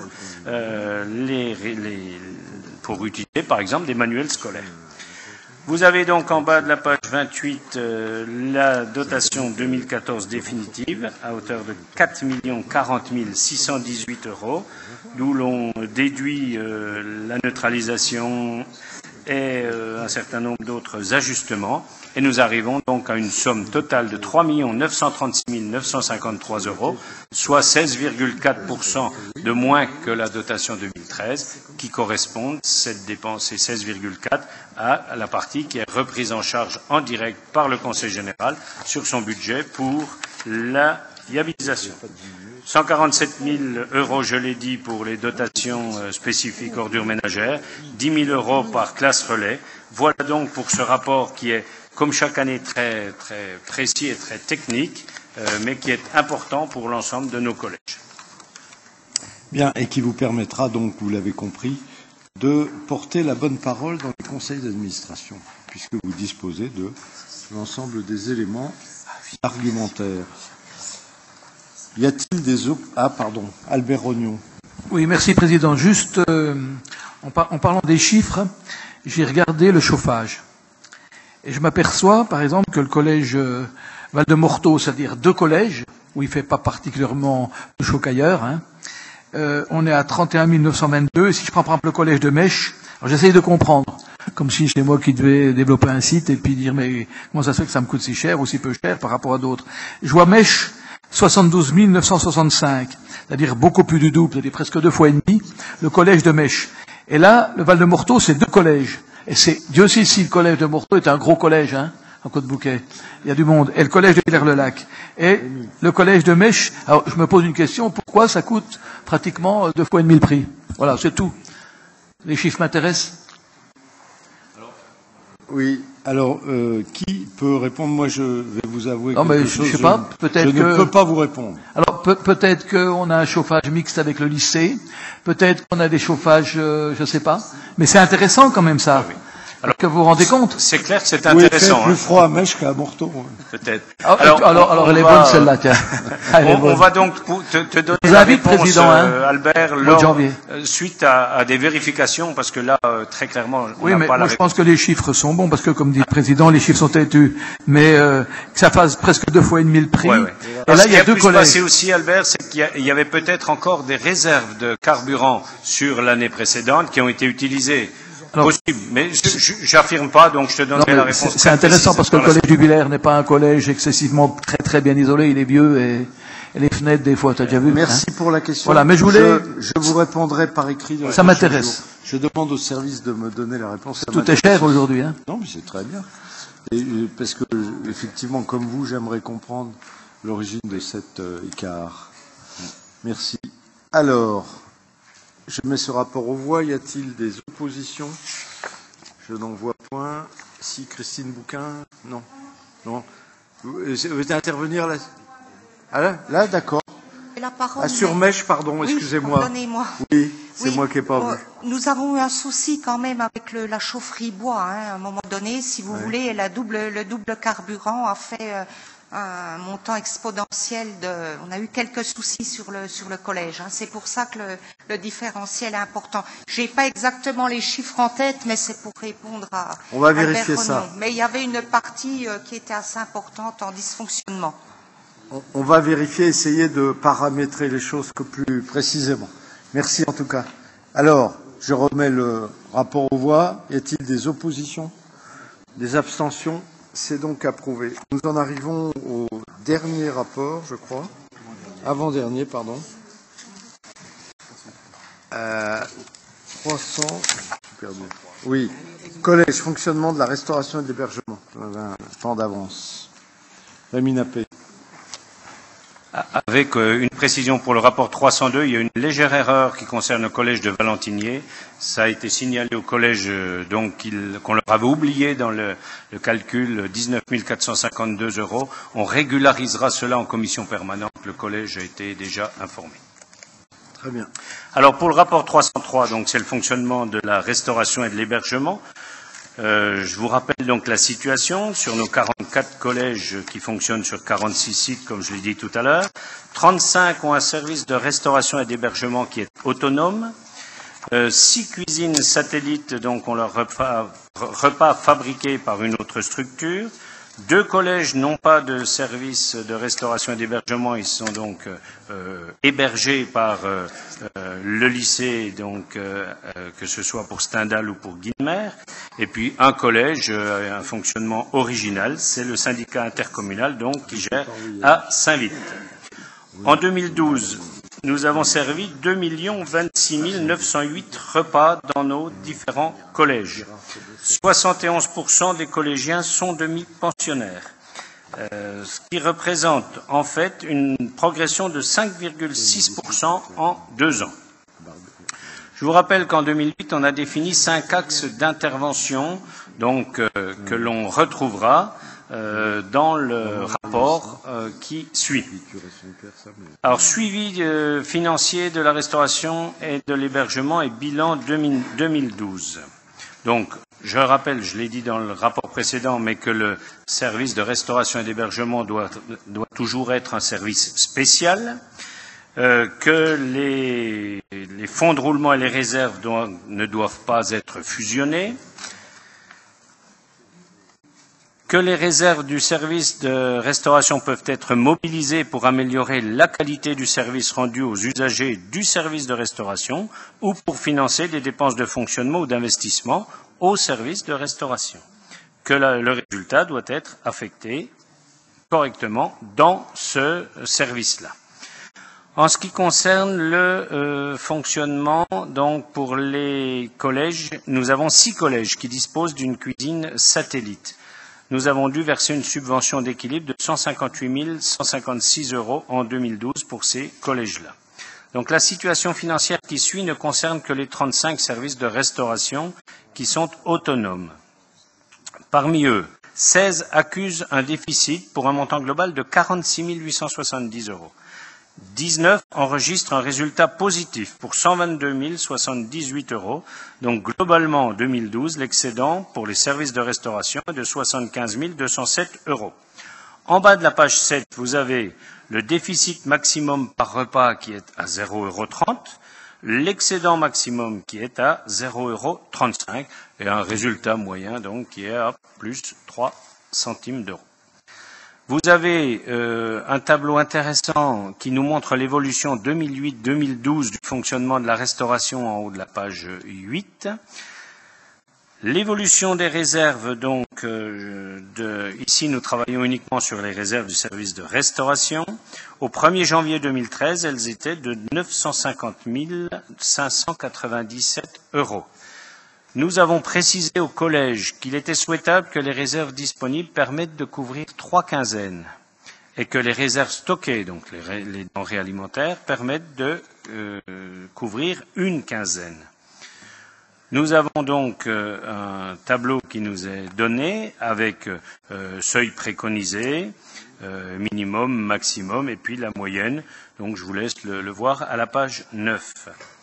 Donc, on nous dit qu'au cours du premier semestre 2013, les réserves disponibles avaient subi une baisse conséquente de 96 466 €. Ce sont des prélèvements pour garantir l'équilibre budgétaire des services de restauration. Page 10, vous avez les repas qui ont été fabriqués par ces 35 services autonomes. 1 886 000 repas.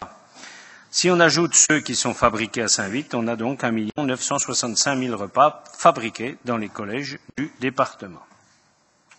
Le coût du repas 2012 pour les collèges, le coût moyen relevé est de 3,56 €. Avec, donc, au plan sur l'ensemble du département, les recettes 2012, elles, s'élèvent à 3,43 € par repas. Le reversement à la collectivité, vous savez, qui est calculé sur une base de 22,5%, est de 0,77 € par repas. Donc, coût moyen de fabrication 3,56, il était de 3,45 en 2011. Ça augmente régulièrement. Sachant qu'il y a encore des disparités. Le coût minimum de fabrication d'un repas à Audincourt est de 2,76 €, donc largement en dessous des autres.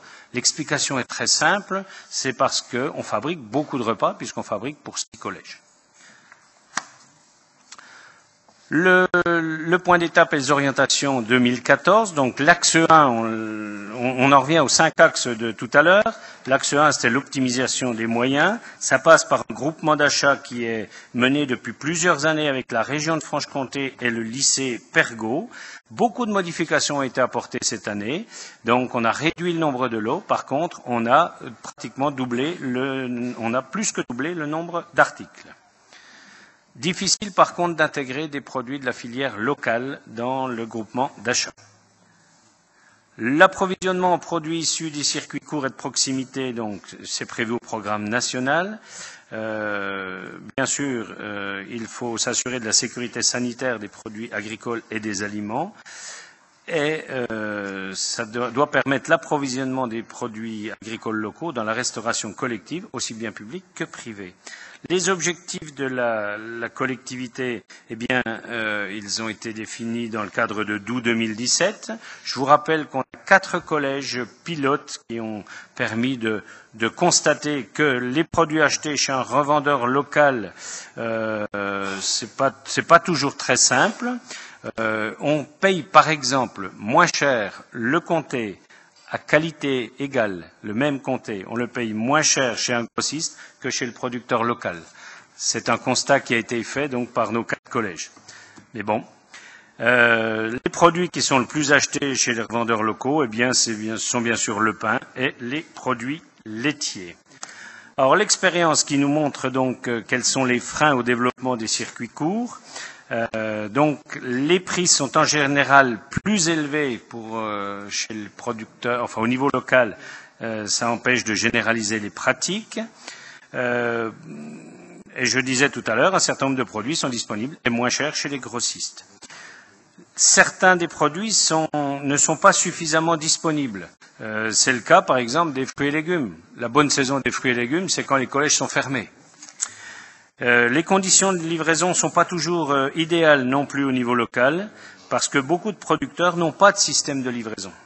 Et puis, ça amène une surcharge de travail pour le cuisinier et l'adjoint gestionnaire. Donc, pour qu'il puisse y avoir une progression au niveau des produits de proximité, il faut une implication accrue des personnels des collèges et une motivation évidente. À noter donc un outil qui est développé par le département de la Drôme, qui s'appelle AgriLocal. C'est un outil qui est simple et efficace, qui est adapté, facile, rapide d'utilisation, qui est gratuit, qui est innovant et qui est respectueux du Code du marché public. Donc cette plateforme AgriLocal va être adaptée sur l'ensemble des 4 départements franc-comtois et sera développée pour tous nos collèges. L'axe 2, c'est la sécurisation réglementaire et sanitaire. Donc une formation a été rendue obligatoire pour tous nos personnels intervenant en cuisine. Désormais, c'est le LVD qui l'a fait. Et bien sûr, nous formerons tous les nouveaux personnels affectés. En ce qui concerne les plans de maîtrise sanitaire, la plupart de nos collèges, on peut dire aujourd'hui, sont opérationnels. Seuls 3 n'ont pas encore commencé. Concernant l'équilibre nutritionnel, c'est l'axe 3. Donc, les gestionnaires sont tenus de respecter les règles relatives à la qualité nutritionnelle des repas. Ils doivent également tenir à jour un registre et les règles relatives à la qualité nutritionnelle sont publiées sous la forme d'une charte qui est affichée dans les services. Des contrôles sont bien sûr diligentés. En cas de non-respect des règles, mise en demeure donc est adressée au collège, mais parmi les sanctions, on ne peut encore pas aujourd'hui envisager la fermeture des restaurants scolaires. Simplement, ça permet de sensibiliser tout le monde, de responsabiliser tout le monde, et aujourd'hui, on constate une très large amélioration. Ce que nous souhaitons aussi, c'est que chaque collège consacre un budget suffisant à l'achat des denrées alimentaires. Pour aider les collèges, nous avons, je vous le rappelle, depuis le 1er mai 2012, embauché une diététicienne. En 2012-2013, 30 collèges ont été accompagnés dans l'élaboration de leur plan alimentaire et une centaine de personnels, cuisiniers et gestionnaires, ont été formés. D'autres collèges ont eu des animations sur des thèmes plus précis. Le département donc a été associé en 2013 à l'élaboration de la nouvelle charte des départements actifs du PNNS. Vous avez en page 23 la charte de qualité du service de restauration, donc qui devra être élaborée en 2014. et on pourra y retrouver les différents engagements de qualité du service de restauration, donc assurer une sécurité alimentaire, une hygiène irréprochable, garantir une offre de repas diversifiée, favoriser l'utilisation des produits agricoles et agroalimentaires issus de circuits courts et de proximité et de saison, contribuer à la lutte contre le gaspillage et optimiser les conditions d'accès et d'accueil. Donc, on vous invite à autoriser la commission permanente à se prononcer sur le contenu de la charte lorsque nous l'aurons. Concernant les plans d'accueil individuels en restauration, ils concernent tous les élèves atteints d'allergie ou d'intolérance alimentaire. La lutte contre le gaspillage alimentaire, donc des actions de sensibilisation seront conduites en 2013-2014 auprès des élèves et un travail a déjà démarré auprès des cuisiniers et des adjoints gestionnaires. L'axe 4 de notre politique concerne la politique tarifaire. Donc, je le disais tout à l'heure, 16 services sur 35 ont une situation déficitaire. Le coût moyen des denrées alimentaires pour un repas est de 1,98 €. On remonte. C'était un petit peu en dessous l'an dernier, donc on a légèrement plus de coûts moyens utilisés donc pour nos repas. L'objectif étant qu'on ait au moins 2 € pour fabriquer un repas de produits alimentaires. Donc les réserves, je vais donner tout à l'heure. L'évolution des prix alimentaires sur une année, c'est intéressant, hein. Globalement, ils ont augmenté d'1,8% nos prix alimentaires, sachant que c'est très variable d'un produit à l'autre. Les produits frais sont en augmentation de 7,5% sur l'année. Les légumes frais, 5,9%, les fruits, 11% sur un an, poissons crustacés, 3,4%. En dehors de ça, on n'est qu'à 1% d'augmentation. Et on a même une baisse sur les prix du lait, du fromage et des œufs de 0,8% sur un an. Concernant cette fois donc la tarification 2014, nous proposons donc une augmentation de 3% des tarifs de 2013, avec le même taux de reversement à la collectivité 21,5% et 14%. Donc ça nous amène à des tarifs qui sont en page 29 pour les forfaits 1 à 5 jours. Le repas occasionnel du collégien passerait à 5 €. Le collégien interne paierait 1 393,05 €. Les personnels hôtes de passage, 2,80 € pour nos personnels techniques, 3,60 € pour les autres personnels administratifs et de surveillance, 5,10 € pour l'ensemble des autres personnes du collège, 7,70 € pour les hôtes de passage. En cas de repas amélioré, on paye la totalité. En ce qui concerne les hébergés extérieurs, donc ça concerne des classes d'IME et un certain nombre de classes qui viennent dans différents collèges, on propose d'appliquer naturellement les mêmes tarifs. On propose la même augmentation de tarifs. Même augmentation également pour les élèves de primaire qui mangent dans nos collèges avec une réflexion à lancer pour l'avenir.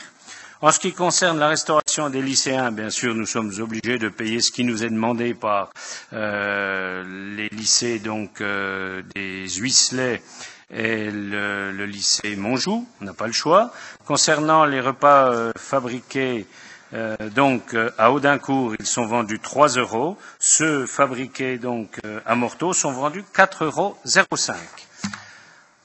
On est bientôt au bout. L'axe 5, égalité d'accès aux usagers. On vous invite à autoriser la commission permanente à se prononcer sur le contenu de toutes les dispositions nouvelles, sachant qu'on aura travaillé en amont avec le groupe de travail restauration. Prévention des déchets alimentaires et obligation de valorisation. Donc, les aspects méthodologiques et techniques de la gestion des biodéchets de la restauration des collèges font l'objet d'un projet porté par la Direction du développement et de l'appui au territoire en lien avec la Direction de l'éducation. Service spécial de restauration et d'hébergement au sein du budget du collège. Donc, le budget du service de restauration doit retracer en dépenses les denrées, les frais d'exploitation, le reversement à la collectivité. La contribution donc au service de restauration, 14% des tarifs de demi-pension, 30% des services de pension, vous propose de les reconduire. Voilà. Et enfin, donc, on vous propose de continuer avec le CIVOS de Saint-Vite, comme c'est le cas depuis 2004. Subvention d'équilibre au collège équipé d'une cuisine satellite. Donc, on vous propose, comme les autres années, bien entendu, de permettre à ces collèges de fonctionner normalement et de verser une subvention d'équilibre qui sera vue en commission permanente. Voilà. Désolé pour ce rapport un peu long, mais il fallait passer par là. Ainsi, nous savons tout. Gilles Robert. Si on sait tout, je ne prends pas la parole. Non, je voulais juste éclaircir un point concernant l'approvisionnement en cycle court, en circuit de proximité, parce que ça me paraît extrêmement important. Alors la note précise bien quelles sont les contraintes du système, les contraintes qui ont été subies par les 4 établissements pilotes du département. Donc le prix des produits achetés en local, la disponibilité insuffisante des produits, les conditions de livraison, la surcharge de travail. Alors bien évidemment, c'est une réalité, mais face à cette réalité, on a la possibilité de subir ou d'agir sur ces variables, notamment sur le prix des produits achetés en local. Et en ce qui concerne les avantages du système qu'on a pu percevoir dans la Drôme, dans un contexte complètement différent de celui du Doubs, bien évidemment, puisque au moins climatiquement c'est complètement différent, je crois que là aussi, les avantages du système agri-local sont bien listés, simples, efficaces, adaptés, innovants, respectueux des codes des marchés publics, une vitrine pour les producteurs. J'y ajouterai cependant le soutien à l'activité locale. Et je crois que c'est quelque chose qui est bien perçu par nos agriculteurs, de pouvoir vendre leurs produits localement, que les enfants et les collégiens du Doubs mangent des produits du Doubs, c'est à valoriser et ça valorise nos agriculteurs et notre agriculture. C'est également la valorisation des agents des collèges, notamment des cuisiniers qui nous ont accompagnés dans la Drôme et qui nous disaient que, effectivement, entre ouvrir des boîtes de conserve pendant des années et puis préparer un repas à base de produits locaux, il y a une différence de travail. Effectivement, ils disaient qu'ils étaient très heureux de cette surcharge de travail, si on peut l'appeler ainsi, parce qu'ils avaient l'impression de faire un autre métier beaucoup plus noble. Et puis enfin, dans le système, effectivement, les produits qui arrivent par les grossistes, donc par exemple un comté qui vient du Haut-Doubs, qui va à Paris, qui revient dans le collège de Mout, il va coûter plus cher que le comté fabriqué il va revenir plus cher que le comté qui est fabriqué localement. Mais c'est une aberration complète et il faut bien prendre en compte les paramètres environnementaux de cette affaire-là. Voilà ce que je voulais dire. Très bien, merci pour cette contribution qui, en effet, éclaire de manière très complémentaire ce qui a été dit. Frédéric Cartier. Oui, merci, Président. Moi, j'ai une petite inquiétude dont j'ai fait part à mes collègues de la 3e commission, notamment, bien que je sois vraiment conscient des efforts faits par notre collectivité sur les transports scolaires et sur les cantines, mais suite à l'arrêt des transports méridiens, donc on faisait part dans ce rapport, d'une augmentation probable des repas des primaires qui prennent leur repas dans les collèges. Alors j'avais l'impression, je vais exagérer exprès le trait, mais j'avais l'impression que c'est un petit peu la double sanction. On n'a plus de transport scolaire le midi, et puis le prix de la cantine qui va être augmenté. Donc je trouvais que ça faisait un petit peu beaucoup dans ces périodes difficiles. Très bien, merci. Une réponse sur ce point, Rémi Nappé? Oui, alors pour l'année 2014, donc ils subissent simplement la même augmentation que les autres. La réflexion est peut-être à l'avenir. Aujourd'hui, c'est vrai qu'un repas nous revient, à nous, Conseil général, à 8 € et il est vendu donc aux élèves de primaire à 3,25, 3,30. Donc, une réflexion à avoir. Est-ce que nous ne sommes pas en train de subventionner les communes? Et autre question, est-ce que nous n'avons pas le risque de voir des restaurateurs ou des gens comme Sodexo nous dire à un moment, vous travaillez dans l'illégalité? Très bien. Non, mais je crois effectivement que la question que vient d'amener Rémi Nappé est importante. Je mets aux voix ce rapport. Y a-t-il des oppositions, des abstentions?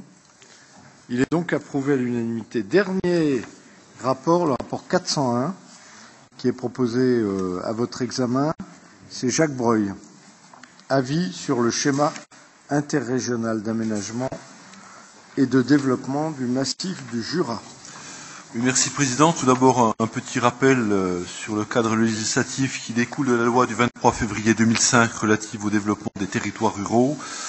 qu'on appelle la loi Monde Rural, qui prévoit que le schéma de massif préparé par le comité de massif soit approuvé par les conseils régionaux après l'avis des conseils généraux concernés, d'où l'objet de ce rapport.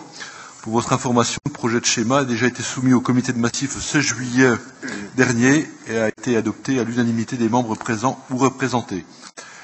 Quelques mots sur la notion de massif. C'est la loi relative au développement et à la protection de la montagne de janvier 2005, dite loi montagne, qui a introduit la notion de massif comme territoire qui s'affranchit des limites administratives, départements, régions, cantons, pour constituer un ensemble cohérent de zonage dans une démarche de développement local. Chaque massif, il y en a 7 en France, comporte un comité de massif qui est en charge de la préparation de ce schéma, élaboré en 2005-2006 et actualisé en 2013.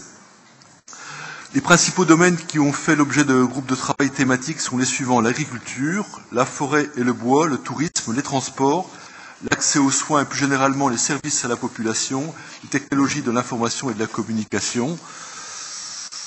Donc ensuite, voilà donc ces domaines qui ont fait l'objet de groupes de travail, je viens de les citer. Et ensuite, sur ce document de la page 3 à la page 6, vous trouverez un état des lieux de notre territoire à l'intérieur du massif du Jura, au niveau départemental.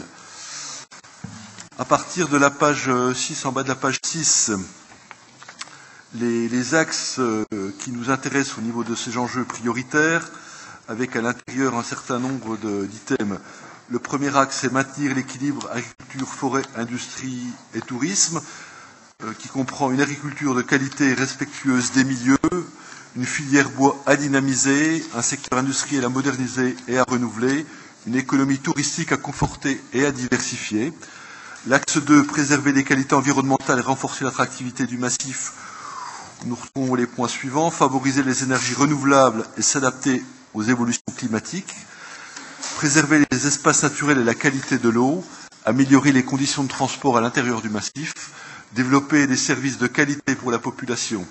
Enfin, l'axe 3, développer des actions communes avec la Suisse, ce qui comprend développer une réelle coopération économique et agir en commun dans le domaine de la protection de l'environnement.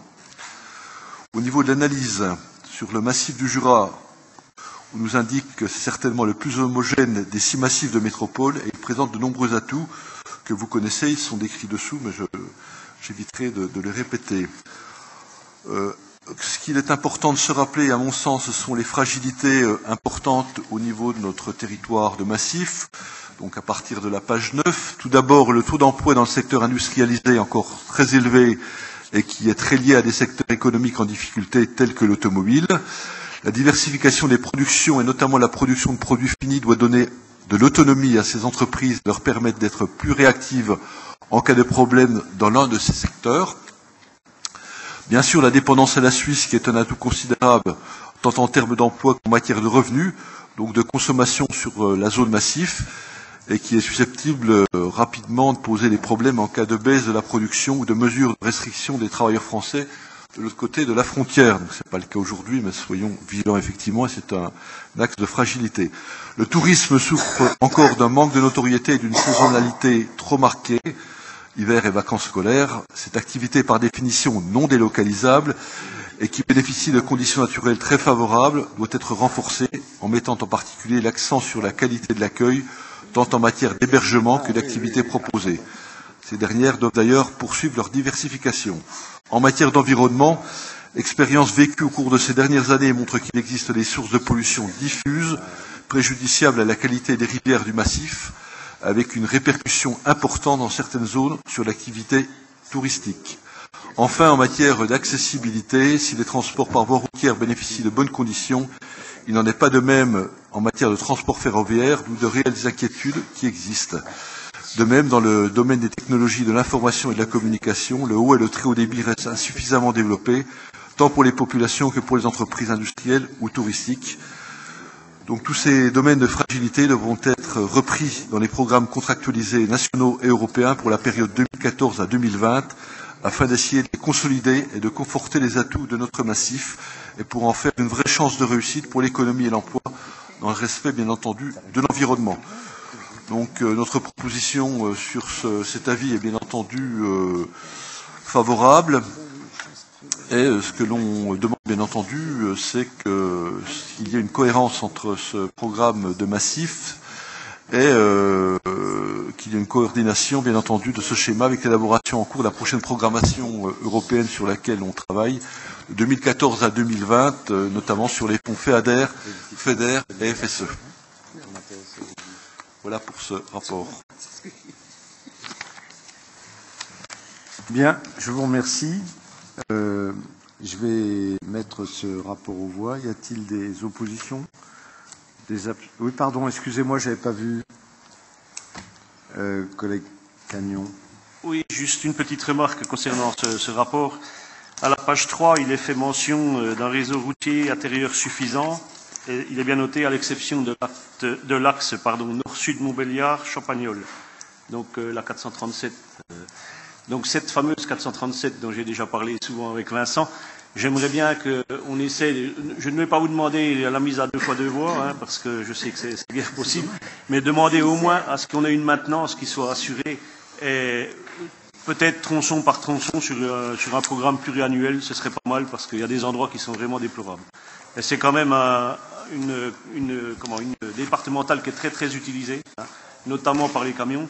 Et puis on parlait tout à l'heure de projets, enfin d'axes touristiques. Je pense que l'aire urbaine se déplace souvent pour aller sur le Mont d'Or, enfin sur le Mout et compagnie. Hein, donc j'aimerais bien qu'on en tienne compte également. Hein, voilà, c'est tout ce que j'avais à dire, Monsieur le Président. Merci. Très bien, merci. Je mets le rapport aux voix. Y a-t-il des oppositions? Des abstentions? Il est donc approuvé à l'unanimité. Je vous en remercie. Donc nous nous retrouverons pour la commission permanente du 18 novembre, ici même. En vous remerciant, je vous souhaite bon retour dans vos territoires.